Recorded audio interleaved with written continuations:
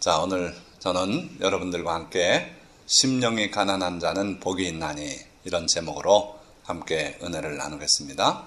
본문 말씀에 들어가기 전에 몇 가지 좀 서론적인 말씀을 드리면은 지금 우리가 보고 있는 성경 있죠? 이 성경이 히브리어 또는 헬라어로 기록된 성경들을 번역을 해서 우리가 지금 보고 있는 거죠. 인류가 가지고 있는 가장 오래된 성경이 무엇인가 보면은 사해에서 발견된 그런 사본들이에요.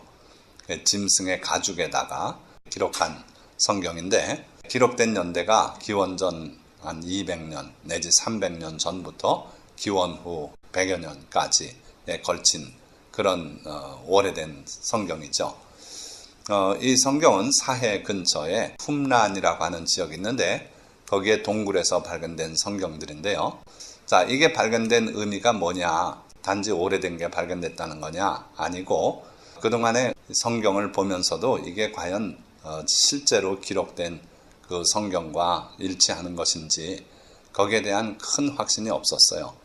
그런데 놀랍게도 방사성 원소로 연도 측정하는 방법과 또 하나는 그 글씨체를 가지고 했더니 이게 분명히 기원전에 기록된 문서들인데 놀랍게도 현재 가지고 있는 성경의 내용과 거의 차이가 없더라 하는 거예요. 그래서 이 성경을 옮겨 썼던 분들이 얼마나 성실하게 하나님의 말씀을 보존하기 위해서 애썼는가 알 수 있고요.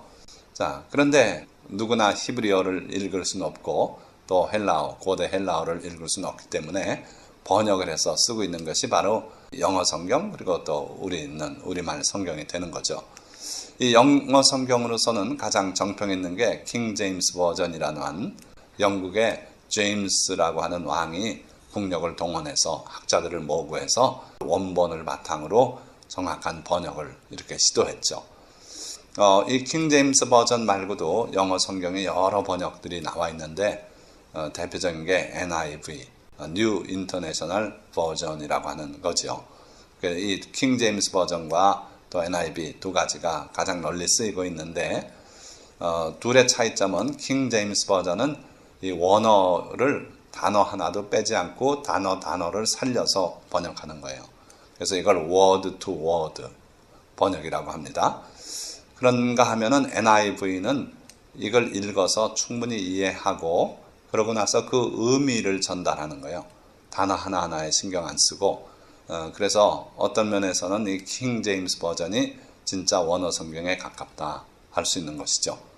자, 반면에 우리말 성경은 지금 우리가 보고 있는 성경이 개역개정 성경이라고 하는데 이 이전에는 개역 성경이 있었고 개역 성경 이전에는 그냥 한글 성경이라고 이렇게 있어요. 그래서 한글 성경에서 개역 성경으로 그 다음에 그게 개역개정 한글 성경으로 이렇게 내려왔죠. 자, 그런데 유감스러운 것은 우리가 보고 있는 이 개역개정 한글 성경이 원어에서부터 번역하지를 못했고 일본어 번역본을 많이 참고하고 또 한자로 된 번역본을 참고하고 뭐 이랬다고 지금 보고 있어요. 그런 가운데 또 많은 문제점들이 장애 요소들이 여기에 있습니다. 그래서 2000년 가까운 세월 내지는 3500년의 세월을 지난 지금 현대 우리가 그 말씀을 읽고 읽는다는 것은 사실은 기적에 가까운 거예요. 또 문화가 달라요. 그 시대 그 문화가 또 우리 문화와 달라서 어려운 점들이 있다는 거고 또 언어의 장벽들이 있죠. 그래서 여러 가지 어려운 점들이 있기 때문에 우리가 우리말로 번역된 이 성경을 볼 때 이게 온전하게 원 성경을 바로 옮겼다고는 믿지 말고 그걸 찾아내면서 우리말 성경을 읽는 것이 오히려 올바른 자세일 것 같아요. 자, 그래서 대표적인 예를 들어드립니다. 마태복음 21장 28절부터 보면은 포도원을 가지고 있는 아버지가 장남에게 맏아들에게 말합니다. 얘야 오늘 포도원에 가서 일 좀 해라. 그런데 그 아들이 예 가겠습니다 하고는 안 갔어요. 그래서 나중에 아버지가 보고 둘째 아들에게 시킵니다. 그랬더니 둘째 아들은 싫습니다 그랬는데 나중에 뉘우치고 가서 그 일을 했다는 거예요. 자, 그 비유가 나오면서 이 두 아들 중에 누가 아버지의 뜻대로 하는 아들이냐? 답은 둘째 아들이죠. 그래도 안 가겠습니다 했지만 늦게라도 마음 고쳐먹고 갔으니까. 자, 당연한 귀결인데 둘째 아들입니다. 그렇게 답이 나와요. 근데 놀랍게도 이 스토리를 원어를 보면 또는 적어도 영어 성경이라도 우리는 볼 수 있으니까 보면은 우리말과 반대예요. 첫째 아들에게는 가라 그러니까 안 가겠습니다 그러고 갔고, 둘째 아들에게는 가라 그러니까 예 가겠습니다 그러고 안 갔어요. 누가 아버지의 뜻대로 행한 자냐? 큰아들입니다. 이렇게 답이 나오고 있어요, 성경은. 그러니까 이 정말 엉투당투하는 번역인데, 그래서 이러한 큰 오류, 그러나 뭐 우리말 성경만 딱 보면은 교훈은 전달이 되니까 문제가 없지 않냐 이렇게 말할 수 있지만, 어떻든 하나님의 말씀과 반대되는 내용을 담고 있다는 게 있을 수 없는 것 아닙니까? 그러니까 지금 현재 우리말 성경에는 이런 문제들이 담겨 있다 하는 거죠. 근데 안타까운 건 그걸 이미 알고 있으면서도 그 오류를 그대로 답습해 오고 있다 하는 거죠. 그 다음에 오늘 우리가 읽은 본문 말씀과 관련해서 마음이 가난한 자인가 또는 심령이 가난한 자인가, 그런 문제예요. 제가 충남대 교회 11시 예배를 시작할 때 광고 전단을 만들었어요. 거기에 성경 퀴즈를 5문제인가 이렇게 해서 그 중에 3문제 이상 맞추면 상을 주기로 이렇게 했죠. 자, 그런데 그 문제 중에 하나가 마음이 가난한 자는 복이 있나니, 이 구절이 옳은지 틀린지를 표시하면 돼요. O 또는 X로.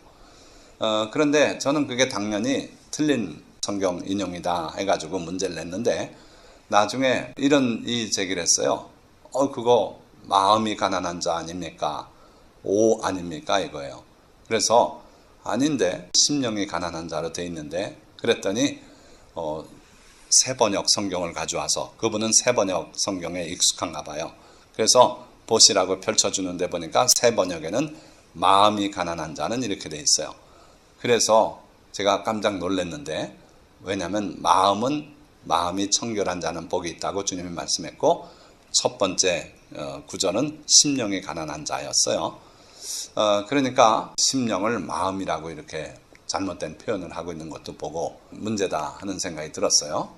자, 또 오늘 우리가 읽은 마태복음 인용 그 본문에는 심령이 가난한 자라고 분명히 되어 있죠. 그런데 누가복음에는 또 가난한 자라고만 되어 있어요. 심령이 빠져 있어요. 그래서 과연 심령이 가난한 자라고 표현된 마태복음의 말씀이 옳은 것인지, 또는 그냥 단순히 가난한 자가 복된 것인지 누가복음대로 하면 이게 또 문제가 되는 거죠. 그래서 오늘 이러한 관점에서 이따 설명을 드리도록 하겠습니다. 자, 그러면 본문으로 돌아갑니다. 예수께서 무리를 보시고 산에 올라가 앉으시니 제자들이 나온지라 입을 열어 가르쳐 이르시되. 자, 우리는 너무도 이 구절에 익숙해요. 저 같으면 그 유년주일 학교 성경 공부를 하면서 이걸 다 암송을 했던 기억이 나요. 그때는 이 뒷부분이 입을 열어 가르쳐 가라사대 이렇게 돼 있었죠. 그게 이제 이번 개역개정 한 10여 년 전에 나온 개역개정판에서는 이르시되 이렇게 바뀌었어요. 그런데 그건 뭐 별거 아닌 얘기고, 여기 보니까 무리와 제자, 이건 우리가 좀 신경을 써야 되고요. 또 산이라고 하는 용어, 이게 또 문화적인 차이가 있다는 거예요. 자, 우선 여기 보니까 무리를 보시고 그랬는데, 이 무리라는 것은 많은 숫자의 사람을 일컫는 말이에요. 그들의 신앙이나 이거에는 아무 관계없이 일컫는 거죠. 예수님의 병 고치는 능력이라든지 또는 가르치심에 이끌려서 많은 사람들이 예수님께 나왔어요. 그 사람들을 무리라고 표현했습니다. 자, 그 무리를 보시고 예수님께서 설교하기 좋은 자리를 정해서 거기에 앉으셨어요. 그걸 여기선 산에 올라가 앉으셨다 그랬습니다. 그런데 누가복음에는 그냥 일반 들에서 설교한 걸로 이렇게 표현되어 있어요. 그럼 어느 게 옳으냐 하는 건데, 히브리 관습에는 우리말로는 언덕 정도로 표현할 수 있는 것을 산이라고도 하고 언덕이라고도 하고 둘이 비슷하게 쓰여요. 그래서 산에 올라가 앉으셨다 하는 것은 다른 말로 하면 언덕 위에 올라가 앉으셨다 이렇게 표현해도 된다는 거예요. 그래서 우리는 엄격하게 산은 산이고 언덕은 언덕이지 이렇게 생각하지 않습니까? 근데 어쨌든 예수님은 언덕에 올라가 갈릴리 호수 주변에 좀 높은 자리에 앉으시고, 그러니까 제자들이 나온지라 그랬어요. 아까는 무리라 그랬고 왜 갑자기 제자가 됩니까? 무리는 단순한 그 많은 숫자의 사람이라면, 제자는 예수님의 교훈에 관심을 가지고 그 교훈대로 살아가기 위해서 예수님의 교훈에 귀를 기울이는 그런 사람들을 제자라고 칭하는 겁니다. 자, 그때 예수님께서 이제 입을 열어 가르쳐 이르시되, 심령이 가난한 자는 복이 있나니 천국이 그들의 것이며, 애통하는 자는 복이 있나니 그들이 위로를 받을 것이며, 온유한 자는 복이 있나니 그들이 땅을 기업으로 받을 것이며, 의에 줄이고 목마른 자는 복이 있나니 그들이 배부를 것이며. 자, 다 복이 있다 그랬어요. 복이 있나니, 복이 있나니, 복이 있나니, 복이 있나니. 그 뒤에 네 가지도 똑같죠.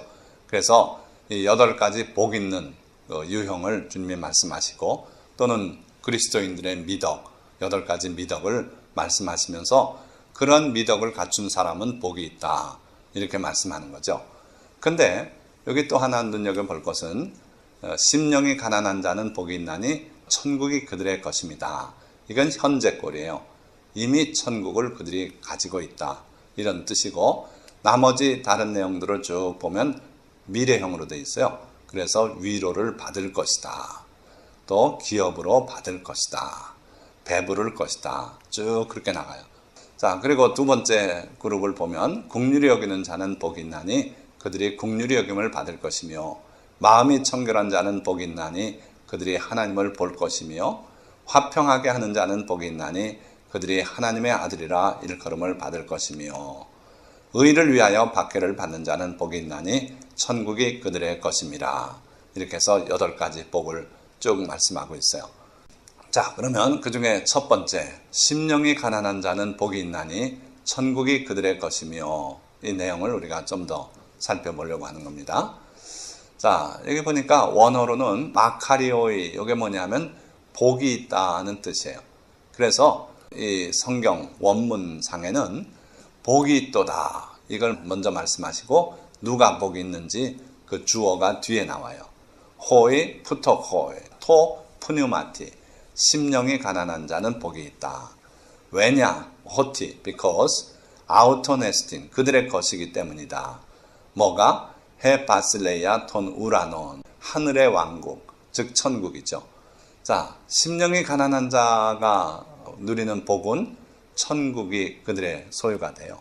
그런데 여기 천국이 뭔지를 여러분들이 아셔야 돼요. 천국은 첫째는 바실레이아예요. 바실레이아는 뭐냐면 바실루스, 왕이란 뜻입니다. 왕이 주인인 그런 나라가 왕국이에요. 오늘도 지구상에는 영국 같은 나라가 왕국이죠. 그러나 그건 형식적인 것이고 실제 내용은 민주주의 국가죠. 국민들의 뜻이 반영돼서 나라가 움직이죠. 그러나 예수님의 교훈에 있는 나라는 왕 한 분이 주인 되는 그런 나라예요. 그래서 하나님이 왕이시고 우리는 그 백성인 그런 나라를 말씀하고 있어요. 자, 그 나라, 이게 바로 우리가 실제로 살게 되는 나라입니다. 우리 인간의 뜻으로 인간이 결정해서 이렇게 해나가는 나라가 아니라 하나님의 섭리가 그대로 이루어지는 그 나라를 우리가 천국이라고 말하는 거예요. 그 천국이 바로 우리 것이 된다. 자, 그런데 이 심령이 가난한 자다 그랬습니다. 그냥 가난한 자가 아니라, 그래서 심령, 푸뉴마티, 복수꼴인데 심령에 있어서 가난한 자, 그 사람이 복되다 그랬어요. 그렇다면 우리가 여기서 깊이 봐야 될 게 요거 푸토코스, 가난하다는 이 단어와 그 다음에 심령이라고 하는 이 단어를 한번 좀 더 깊이 봐야 되겠어요. 자, 푸토코스라고 하는 단어는 이게 이제 가난하다 하는 형용사꼴인데, 그 성경에서의 용법을 찾아보면 가난하게 되어가지고 동량을 하는 걸 말해요. 또 하나가 있습니다. 크게 결여된 상태예요. 뭐가 결여됐냐면 재물이 없어요. 또 영향력이 없어요. 지위가 없어요. 그리고 명예가 없어요. 그러니까 이전에 있던 사람이 이게 줄어들었든지 아예 이걸 갖지 못한 사람, 그 상태를 푸토코스라 그래요. 그리스도인으로서의 미덕이 결여되어 있는 그런 상태, 그리고 영원한 부가 없는 천국에 쌓아놓은 것이 없는 이런 사람을 또 푸토코스라고도 표현한다 이거예요. 능력의 결여, 영적 능력도 그렇고 또 사회적인 능력도 그렇고 그런 상태를 푸토코스라 그래요. 그러니까 누가복음에서는 이걸 염두에 두고 그냥 푸토코스라고 이 용어를 쓴 거예요. 그래도 상관없어요. 영적인 그리스도인의 미덕이 결여된 그런 사람들, 또는 마태복음에서는 거기다 더 명확하게 심령이 가난한 사람 이렇게 표현해도 또 그것도 옳아요. 그래서 그냥 가난한 자 또는 심령이 가난한 자 둘 다 옳다는 거예요. 다만 이게 가난하다는 뜻이 우리말 뜻이 아니기 때문에 다 옳아요. 우리말 뜻으로 하면 심령이라는 것이 붙어야 옳죠. 자, 그 다음에 푸뉴마, 여기 이제 영인데 영은 뭔가 조금 이따 다시 말씀드리겠지만 하나님은 영이시니 예배하는 자가 영과 진리로 예배할지니라 하는 바로 그 영이에요. 그래서 조금 이따 다시 봅니다. 마음과 심령의 구별을 해야 오늘 말씀을 이해할 수 있게 되는 건데, 예수님께서 어느 날 지붕을 뜯어내리고 중풍병자를 달아내리는 그런 일을 겪으셨죠. 그래서 그 사람들의 적극성, 그 믿음을 보시고 그 병든 자에게 처음으로 하신 말씀이 소자야 내 죄 사함을 바라느니라, 그런 말씀이었어요.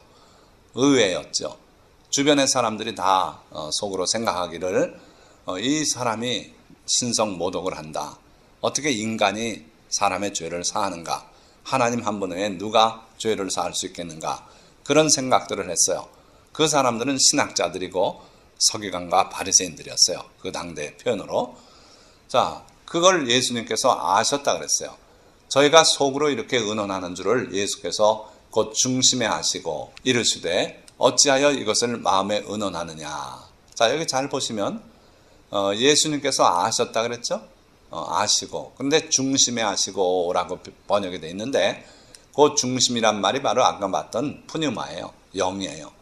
그래서 예수님께서 아셨는데 그것이 우리 인간의 의식으로 아는 게 아니라 깊은 예수님의 영 가운데 이걸 아셨다는 거예요. 그리고 아셨는데 그게 또 영어로 보면 perceived in his spirit, 그의 영 안에서 그거를 즉각적으로 순간적으로 알게 된 거예요. 깨달아진 거예요. 그냥 확 그 지식이 들어온 거예요. 예수님은 하나님의 아들이시고 하나님이신 분이라 그분은 우리들의 속생각을 다 아셔요. 그 아시는 아심은 뭘 이렇게 논리를 따져가지고 뭘 설명을 들어서 아는 게 아니라 순간적으로 아시는 거예요. 그걸 갖다 perceived라고 이렇게 말씀했어요. 그러니까 예수께서 중심에 순간적으로 깨달으시고 뭐 이런 표현으로 써도 되겠죠. 그러고 그들에게 말하기를 어찌하여 이것을 마음에 의논하느냐, 이렇게 번역이 되어 있어요. 근데 이것도 영문을 보면 Why reason ye these things in your hearts? 내 마음에, 이 마음은 heart라고 되어 있죠. 마음에 논리를 따지고 있느냐, 옳고 그름을 따지고 하는 거예요. 자, 그래서 여기서 이제 마음과 중심이 이렇게 표현이 되는데 이 둘을 다시 한번 정리해 보면 마음이라는 것은 인간 이성의 영역이다 하는 거죠. 그래서 우리가 옳고 그른 거 이거 따지고 뭐 하는 거 공부를 해서 깨닫는 거 이런 게 다 마음이죠. 마음이 하는 일이죠. 반면에 푸뉴마는 인간의 영혼의 영역이에요. 그리고 거기엔 하나님도 오셔서 우리와 대화하시고 하기 때문에 심령을 인간 영혼으로만 제가 소개하지 않고 인간 영혼과 하나님의 영이 함께 대화할 수 있는 그런 영역 이렇게 소개한 거예요. 자, 그래서 예수님께서 심령이 가난한 자는 하신 것은 바로 이 부분이 부족함을 느끼고 하나님 앞에 겸비해지는 그런 상태를 말하는 겁니다.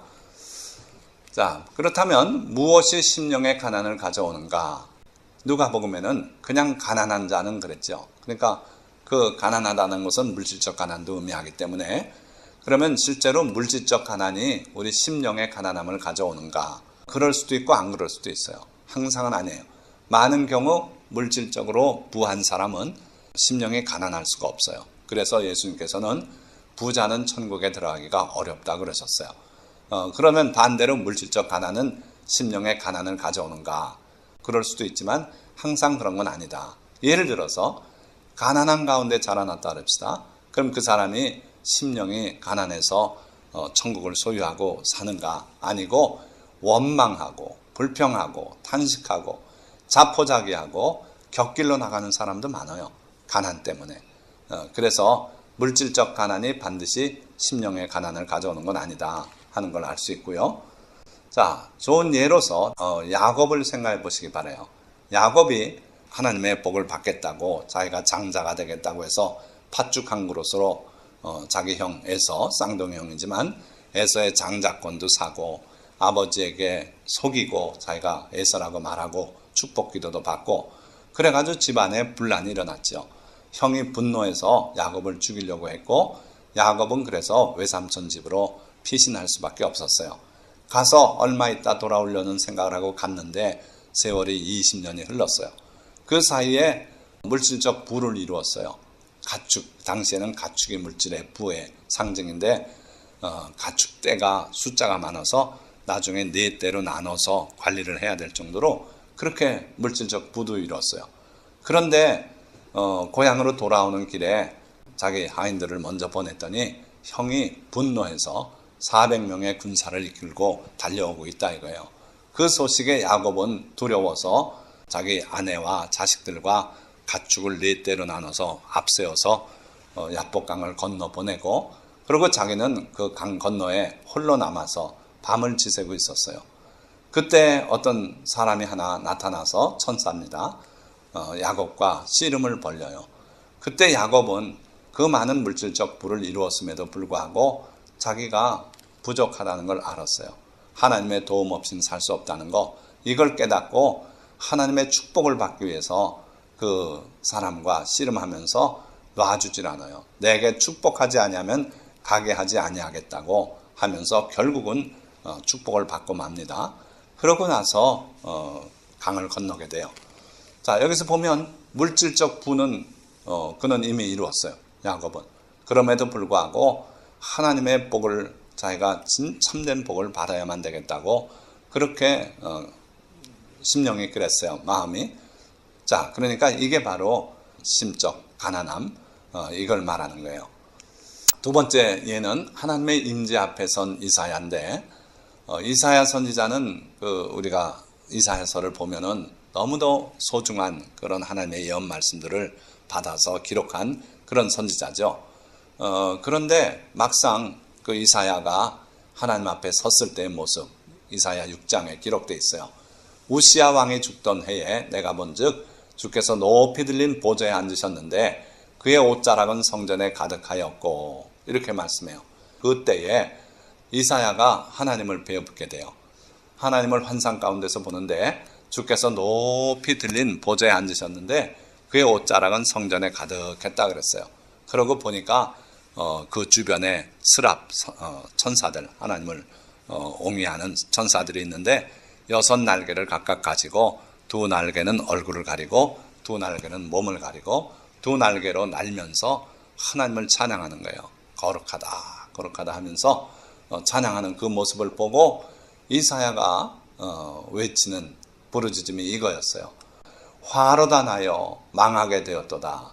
나는 입술이 부정한 사람이요 나는 입술이 부정한 백성 중에 거주하면서 만군의 여호와이신 왕을 배웠음이로다. 나는 입술이 부정한 사람이다. 그러니까 우리 사람들끼리 보면서 훌륭하다 훌륭하다 하지만 하나님의 임재 앞에 섰을 때 이사야 선지자는 자기가 입술이 부정하고 또 입술이 부정한 백성 중에 내가 살고 있구나. 그런데 내가 만군의 여호와이신 왕을 배웠다 하면서 탄식하면서 그게 화라고 말하고 있어요. 그러니까 우리 인간끼리는 빈부의 차가 있고 귀천의 차이가 있고 재능의 차이가 있고 서로 차이가 있어요. 그러나 전능하신 하나님, 절대적인 하나님 앞에 우리가 섰을 때는 이게 다 의미가 없더라는 거예요. 하나님의 그 영광에 비해서 내가 아무것도 아니고 나의 죄스러움을 보게 되고 이럴 때 화라고 외칠 수밖에 없었다는 거죠. 바로 이게 오늘 예수님이 말씀하는 심령이 가난한 그 상태를 말하는 거예요. 그래서 우리가 하나님 앞에 서서 나를 스스로를 들여다볼 때 정말 가진 것이 없고 무능하고 한 내 자신을 고백할 줄 알아야 그게 복된 사람이고 천국을 소유하는 사람이고 그렇다는 거예요. 자, 예수님 앞에 엎드렸던 베드로도 그렇습니다. 예수님께서 깊은 곳으로 가서 그물을 내리라고 했을 때 베드로가 주의 말씀에 순종해서 그 갈릴리 호수 깊은 곳으로 가서 그물을 내렸더니 고기가 에어지게 잡혔어요. 그 순간에 베드로가 깨달은 것은 이분이 하나님의 아들이시구나. 그래서 주님의 발 앞에 엎드려서 무릎 앞에 엎드려서 주여 나를 떠나소서 나는 죄인으로소이다 하고 고백할 수밖에 없었어요. 그러니까 주님의 임재 앞에 서는 사람은 누구나 말할 것 없이 심령의 가난함을 주님 앞에 고백할 수밖에 없는 거죠. 자, 여러분들 이 장면을 혹시 가보신 분이 있으신지 모르겠어요. 경상도 지역에서 한양으로 과거를 보러 가는 모든 선비들은 이 길을 갔다 그래요. 이게 경상도 지역에서 지금의 서울 쪽으로 통하는 거의 유일한 관문이었죠. 이 관문을 통하지 않고 길을 가고 있는 사람이 있다면 그 사람은 뭔가 어디선가 헷갈려서 다른 길로 들어선 거예요. 아무리 가봐도 그 목적지는 도달할 수가 없는 거죠. 자, 마찬가지로 우리 심령의 가난함이 그게 바로 천국으로 들어가는 첫째 관문이다 이거예요. 그걸 거치지 않았다면 그가 아무리 오래 교인으로서 생활했다 하래도 이미 바른 길을 가고 있는 건 아니에요. 이 관문을 반드시 통과해야만 천국으로 가는 그 길을 걷고 있다는 증거가 되는 거예요. 그래서 여러분들이 명심하시고 심령의 가난함, 이게 바로 천국의 관문이다. 그리고 이 문을 통해 들어간 사람은 그 이후에 7가지 미덕이 다 차츰차츰 열매를 맺게 돼 있어요. 그래서 오늘 이 8복, 8가지 복 중에 첫째로 심령이 가난한 자는 복이 있다고 말씀하신 게 그런 의미가 있다는 거예요.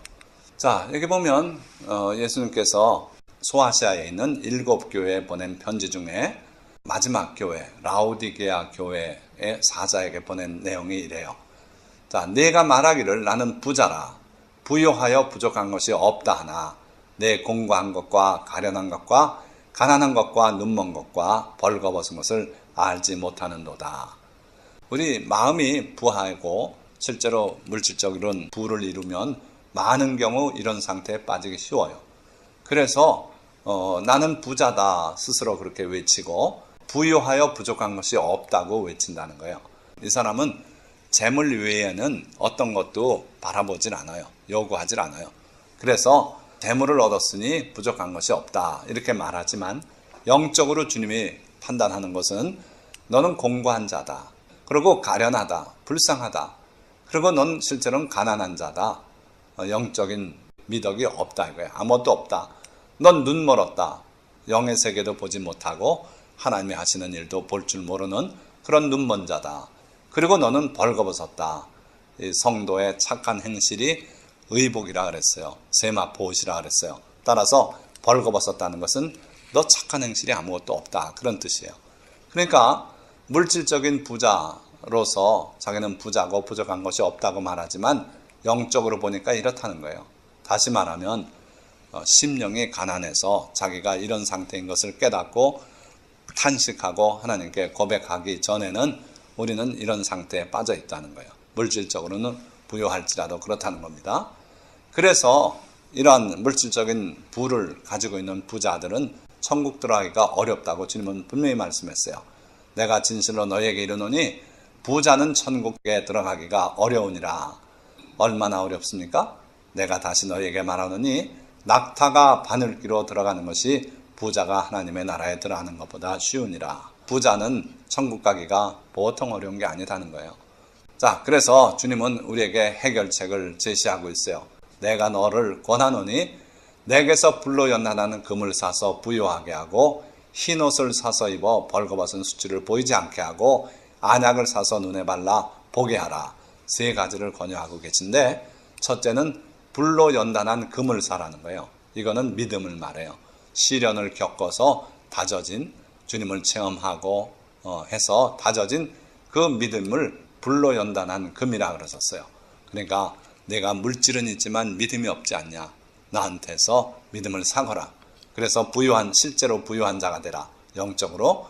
둘째는 흰옷을 사서 입어 벌거벗은 수치를 보이지 않게 하라.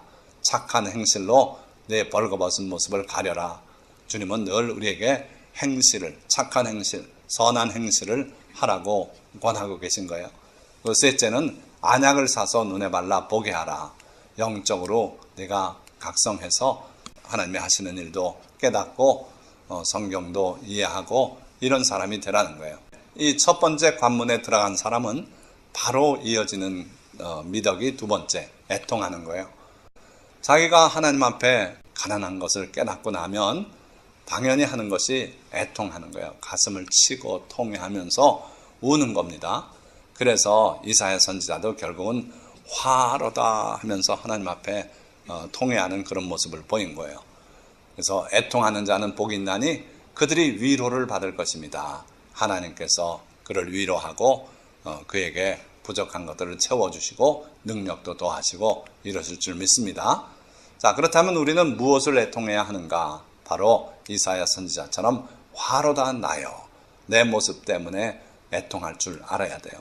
그리고 주여 나를 떠나소서. 주님이 거룩하신 분이고 하나님의 아들이시기 때문에 거기에 비해서 나의 죄된 모습을 고백하면서 애통할 줄 알아야 돼요. 자, 그것뿐 아니라 세 번째는 그들이 주의 법을 지키지 아니함으로 내 눈물이 시냇물같이 흘렀다 그랬어요.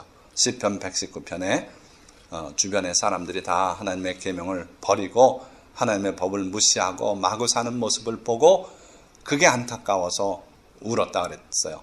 그러니까 우리가 애통해야 되는 것은 내 자신 때문에 그리고 또 우리 주변 악한 모습을 보고 애통할 줄 알아야 됩니다. 자, 세 번째로 온유한 자는 복이 있나니 그들이 땅을 기업으로 받을 것이라 그랬어요. 온유하라는 것은 뭐냐 하면은 예수님이 모델이에요. 나는 마음이 온유하고 겸손하니 내 멍에를 메고 내게 배우라. 그리하면 너희 마음이 쉼을 얻으리니. 주변에 우리 형제들을 비난하지 않고 욕하지 않고 그리고 그들을 불쌍히 여기고 이런 마음이 바로 온유한 마음이에요. 그래서 예수님은 십자가에 못 박히면서도 그 못 박는 사람을 비난하고 저주하지 않으셨어요. 용서를 하나님께 구했어요. 그러한 주님이 바로 우리의 모델이 되는 겁니다. 예수님은 마음이 온유하고 겸손한 분이고 그래서 주님의 모습을 우리가 보고 배우라는 거예요. 주님의 멍에를 메고 그리하면 우리가 쉼을 얻게 되고 또 우리 마음이 온유하게 되고요. 그러한 자가 결국은 새하늘과 새 땅, 그 땅을 기업으로 받을 것이다 말씀하셨어요. 자, 의에 줄이고 목마른 자는 복이 있나니 그들이 배부를 것이라 그러셨어요. 예수님께서는 무엇을 먹을까, 무엇을 마실까, 무엇을 입을까 염려하지 말라. 이 모든 것은 이방인들이 하는 염려고 너희 아버지께서는 이 모든 것이 너희에게 있어야 할 줄을 아신다 하시면서 먼저 그의 나라와 그의 의를 구하라 그랬어요. 그러니까 하나님의 나라, 하나님의 의를 추구하고 살라 이거예요. 의에 줄이고 목마른 자가 돼야 그걸 추구하지 않겠습니까? 이 새가 지금 물도 안 나오는 수도 꼭지를 빨고 있는데 이건 목마르기 때문이에요. 우리가 주님의 의, 내 의 가지고는 안 되니까 주님의 의에 대해서 또 주님의 나라에 대해서 추구하는 그런 목마름이 있어야 된다는 거예요. 그래야 그 의를 하나님이 내려주시고 그 나라를 체험하게 해주실 것이다. 그런즉 너희는 먼저 그의 나라와 그의 의를 구하라. 그리하면 이 모든 것을 너희에게 더하시리라고 약속하고 계세요. 자, 다섯째로는 긍휼히 여기는 자는 복이 있나니 그들이 긍휼히 여김을 받을 것이며 하나님 앞에 자기의 심령의 가난함을 체험하고 통회하고 그리고 온유한 마음을 얻고 이렇게 된 사람은 결국 이웃을 또 불쌍히 여기는 마음을 갖게 돼요.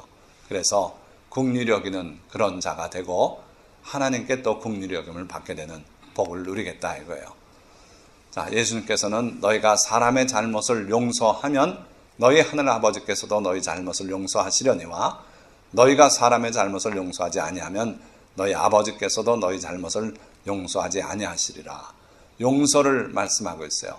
결국 긍휼이라는 것은 가난하고 헐벗은 사람을 보고 그들의 필요를 채워주는 그런 마음이 첫째는 긍휼이고 둘째는 내게 잘못한 사람의 그 죄를 그 사람을 불쌍히 여겨서 용서해 주는 게 또 긍휼이에요. 그래서 이 용서라는 것은 긍휼히 여기는 마음에서 출발하기 때문에 예수님께서도 사람의 잘못을 용서해 주라고 이렇게 말씀하고 있어요. 자, 또 마음이 청결한 자는 복이 있나니 그들이 하나님을 볼 것이며. 자, 여기서 비로소 마음이 나와요. 아까 처음에 시작은 심령에서 시작했어요. 그러니까 주님과의 만남이 첫째예요. 우리가 하나님과 만나는 곳이 영이라 그랬죠. 그러니까 심령에서 가난함을 깨닫고 하나님 앞에서 자복하는 그 일이 첫째고, 자, 그 다음에 결국은 우리 마음까지 청결한 상태로 가야 돼요. 이게 금방 이루어지는 건 아니지만 거기까지 가야 된다는 거예요. 그러니까 우리의 사고방식 이것까지 다 개조가 돼서 더 이상 죄 짓고 싶은 마음도 없어지고 부정한 여러 가지 그 생각들이 다 깨끗이 날아가고 청결한 마음을 갖게 되면 그때 하나님을 보게 될 것이다 그랬어요. 마치 호수가 바람이 불고 파도가 치고 하면은 호수 건너편이 비춰지지 않습니다. 그런데 바람이 죽고 잔잔하게 되고 하면은 거울 같은 맑은 그 호수면에 호수 저 언저리가 다 비춰져요. 거울같이. 그것처럼 우리 마음이 청결하게 돼야만 하나님을 우리가 볼 수 있게 된다는 거예요. 하나님을 본 대표적인 사람이 모세예요. 그와는 내가 대면하여 명백히 말하고 은밀한 말로 하지 아니하며 그는 또 여호와의 형상을 보거늘 너희가 어찌하여 내 종 모세에 비방하기를 두려워하지 아니하느냐. 민수기 12장 8절의 말씀입니다. 이스라엘 백성들이 툭 하면은 지도자 모세를 원망하고 비방하고 막 이랬어요. 그런데 하나님께서는 그 모세를 누구라고 표현하고 있냐면은 여호와의 형상을 보거늘 하나님의 모습을 보는 사람이라고 그렇게 표현했어요. 실제로 하나님의 얼굴을 마주대해서 봤냐? 그건 아닙니다. 그러나 그가 하나님과 대화하고 하면서 하나님의 모든 성품을 깊이 깨닫고 하나님을 보고 있는 상태를 말하고 있는 거예요. 그래서 우리도 마음이 청결하게 되면 하나님을 모세처럼 볼 수 있는 하나님의 모든 하나님이 기뻐하시는 것이 무엇인지 하나님이 싫어하시는 것이 무엇인지 하나님이 내게 지금 뭘 바라시는지 그걸 다 깨닫고 하나님을 앞에 놓고 보는 것처럼 그렇게 하나님을 볼 것이라 이거예요. 그리고 또 그 중에 특별한 뜻이 있는 분들은 직접 주님의 얼굴을 또 보게 될 줄 믿습니다. 자, 그 다음에 화평케 일곱째. 화평하게 하는 자는 복이 있나니 그들이 하나님의 아들이라 일컬음을 받을 것이며. 우리는 이 싸움을 부채질하는 걸 좋아해요. 이간질시키는 걸 좋아합니다. 여기 가서 이 말하고 저기 가서 저 말해서 둘이 다투는 그런 일들이 많이 있어요. 그런데 주님은 나를 따르는 자라면 심령이 가난해서 하나님 앞에 통회하고 이러면서 그리스도인의 길을 가고 있는 사람이라면 화평하게 해야 된다는 거예요. 예수님이야말로 화평하게 하는 분이었어요. 하나님께 버림받고 쫓겨나서 이방인의 삶을 살고 있는 우리에게 다가오셔서 그 십자가로 하나님과 화평을 이루게 하신 분이 예수님이에요. 그래서 우리도 예수님처럼 화평하게 하는 자가 돼야 돼요. 그 사람이 복이 있다 이거예요. 그야말로 하나님의 아들이라고 일컬음을 받을 것이다. 자, 실제 인물을 하나 소개해 드립니다. 지미 카터 전 미국 대통령이에요. 자, 그가 대통령직에 있으면서 그 한 착한 행실 중에 하나가 이스라엘과 이집트의 평화조약을 맺게 했어요. 이게 6.1 전쟁으로 이스라엘이 이집트 땅을 점령한 지 3년 후의 일이에요. 그러니까 우리는 휴전하고서도 60년이 경과됐는데도 여전히 지금 으르렁대요.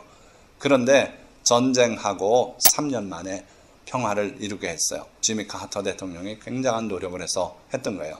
그러니까 화평하게 하는 자라고 볼 수 있죠. 어떤 화평하게 하는 그런 사람이 되시기를 주님의 이름으로 축원드립니다.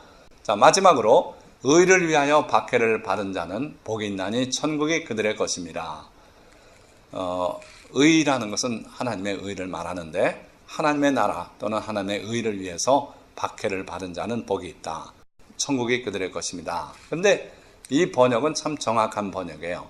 박해를 받는 자는 복이 있나니 이렇게 생각하기 쉬워요. 다른 것들이 다 현재의 미덕을 말하기 때문에. 근데 이것만은 과거의 미덕이에요. 과거에 언젠가 주님을 위해서 박해를 받은 적이 있다면 그 사람은 복이 있는 사람이다. 천국이 그들의 것이다. 놀라운 선언이에요. 다니엘이 사자굴에 던져졌었어요. 하나님께서 건져주셔서 살아나왔지만 사자굴에 던져진 그 사건은 박해를 받은 거예요. 그런 사람은 복이 있다 이거예요. 그걸로 인해서 생명이 끝났든지 아니면 살아나왔든지 관계없이 박해를 받은 자는 복이 있다. 그건 천국이 그들의 것이다. 스데반 집사는 순교했어요. 어쨌든 박해를 받은 사람이에요. 자, 그러면서 이제 예수님 앞에 있는 사람들을 위해서 이 말씀을 해요. 나로 말미암아 너희를 욕하고 박해하고 거짓으로 너희를 거슬러 모든 악한 말을 할 때에는 너희에게 복이 있다. 너희도 그렇다 이거예요. 지나간 그 이전에 있던 선지자들과 마찬가지로 너희도 복이 있다. 기뻐하고 즐거워하라. 하늘에서 너희의 상이 큼이라. 그래서 이 사람도 복된 사람인 거예요. 너희 전에 있던 선지자들도 이같이 박해하였느니라. 자, 말씀을 맺습니다. 예수님은 첫 설교에서 복된 자, 즉 천국 백성이 지녀야 할 8가지 복된 미덕을 선포하셨어요. 자, 그중 첫째가 심령의 가난이에요.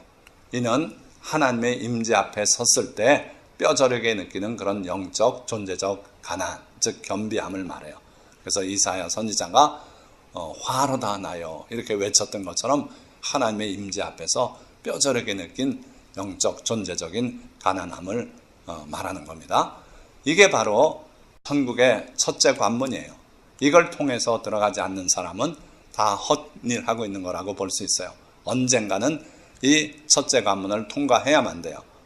자, 거기에서 나아가서 애통하며 온유하며 의에 줄이고 목마르며 긍휼히 여기며 마음이 청결하며 화평케 하며 의를 위해 박해를 받을 줄 아는 미덕들도 바로 이 첫 번째 관문을 들어선 자들만의 것이에요. 자, 우리도 주님 앞에서 우리 영적 가난함을 절실히 깨닫고 애통하며 나머지 미덕까지도 온전히 이루어 복된 성도가 되시기를 주님의 이름으로 축원드립니다. 기도드리겠습니다.